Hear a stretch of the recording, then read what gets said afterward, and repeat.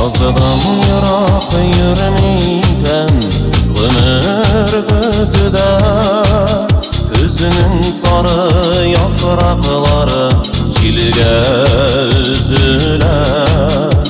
Kurutğanır ağaçının sarğayğan çağın, Sağışlarga birilmesin, birilme canım.